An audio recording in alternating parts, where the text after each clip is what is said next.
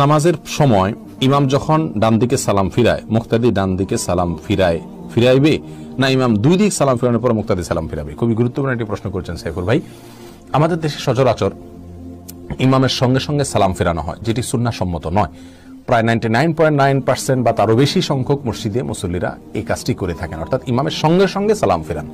নবী আলাইহিস সালাম বলেছেন, ইন্নামা জুইলাল ইমামু লিইউতাম্মা বিহি। ইমাম ধার্য করা হয়েছে, নির্ধারণ করা হয়েছে, ইমাম নিযুক্ত করা হয়েছে তাকে ফলো করবার জন্য।